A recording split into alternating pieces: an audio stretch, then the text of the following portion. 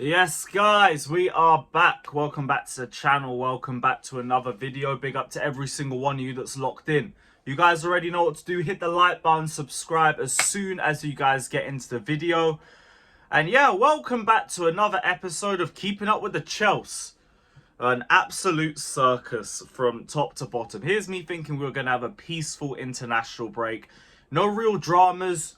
Recovering from the transfer window and obviously the failure to get a number 9 and everything like that, but also a optimistic start to the season as well for us. But just when you think we're going to get a little bit of peace following this tapped institution, what do we have? Civil war between the owners. Yeah, because that's what we wanted. That's really what we wanted to see. Oh boy, and now everyone's picking sides. Are you team Boehly? Are you team Egbhali? Are you whichever one or the other? We're gonna discuss all of it in this video, but personally I think everybody's an idiot in this situation overall.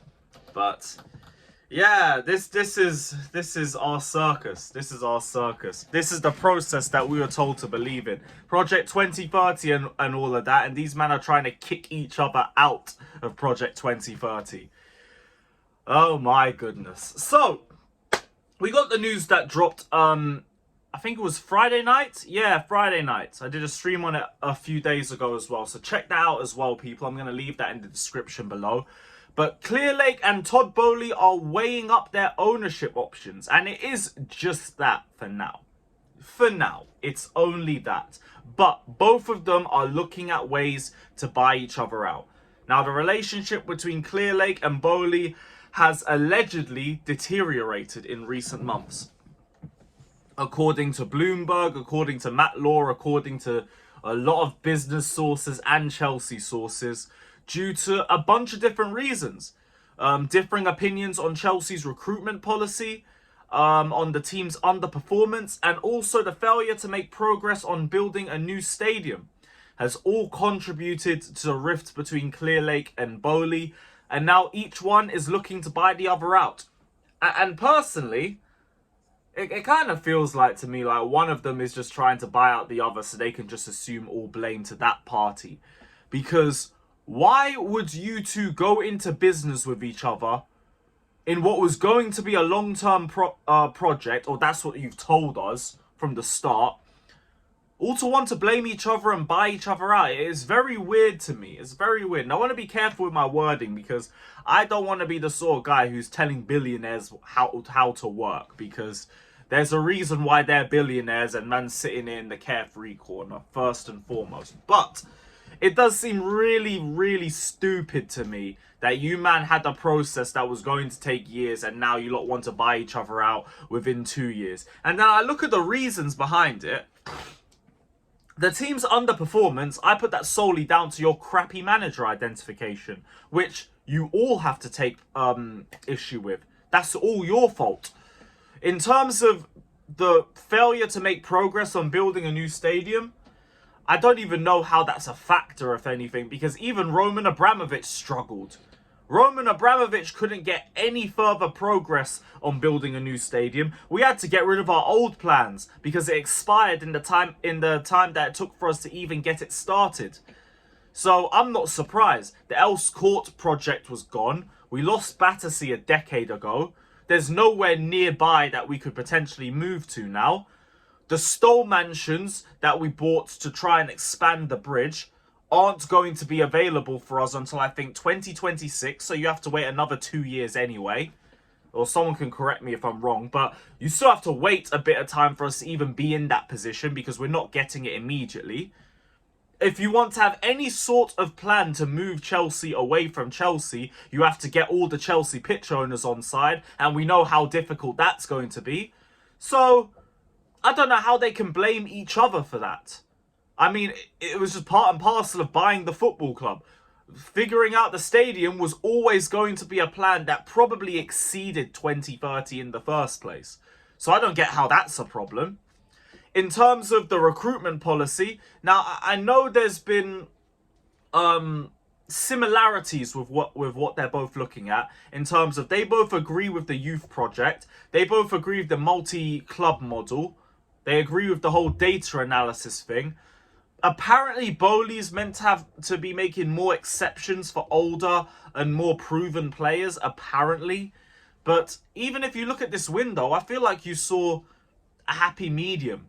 In terms of, like, you brought in your Tosins, you brought in your Netos, even your Dewsbury Halls, for example, who aren't just young players. They have a little bit of experience within them. And then you also brought youth on top. You have a happy medium, which I personally think is what we need. Meet in the middle, which is all the more reason why this entire civil war thing is stupid. It's ridiculous. But apparently Boehly would focus a little bit more on bringing in more experienced players. I just find that very hard to believe anyway. Because I don't believe the likes of Neto, Dewsbury Hall, Tosin, for example, they don't get signed without Clearlake's approval anyway. Clearlake are the majority shareholders. Boehly isn't overpowering or overthrowing either of them. So I don't get how that makes any sense either. Personally, I just think one side wants to buy out the other and then they can assign all the blame to that side. Which is also why neither one of them wants to sell. Which is also why I don't believe either one of them ends up selling. And I think they just end up having to just get along and make things work. Because you lot bought into this together. This was your consortium. How are you trying to get out of it this early? It makes no sense. The only thing I would say that has a little bit of a positive if we do lose one of them is that we can now officially assign responsibility solely to one entity. Instead of just saying, oh, but was it Boehly who made this decision or was this Egbhali? Was it Boehly or was it Egbhali on this one? And also, we won't see decisions take so long to be acted on either. Because that was another problem with having a big consortium. Too many cooks in the kitchen. How many times have we said that on a stream? Oh, this has happened, or the whole Pochettino situation where it took us till nearly February for them to even start talking about bringing in a new coach. And even then, the entire consortium was split on whether to keep or sack Pochettino. I think even by the end of the season, they were split on it. Boehly was taking Pochettino out to dinners, meanwhile Egbhali was out there looking for new coaches. So, to a point, I don't mind losing one of them because I just think you can focus more on one entity. Bringing in Boehly makes me feel like that we might also go back into that situation because he's going to need new investors just to buy out Clearlake, which just leads to another big consortium. I guess the only difference is because it's not rushed, like the whole original sale with the sanctions and the whole Roman Abramovich situation, Boehly will have enough time to get investors with a similar ideology to him. So hopefully there would be less disputes. It does seem like this consortium was a little bit more rushed, if anything.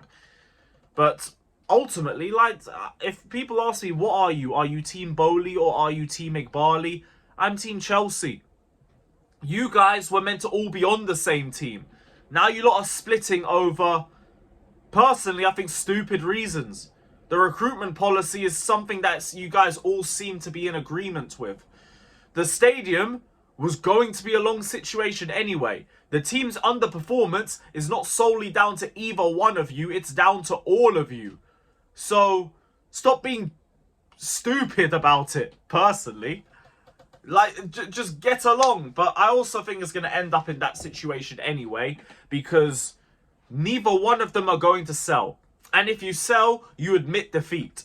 And you admit that you weren't the one to be taking Chelsea forward. Neither of them are going to do that. They all believe that they can do it, but it's the other person that's the issue.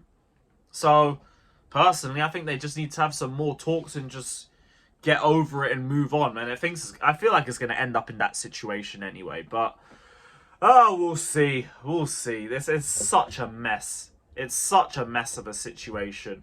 All this,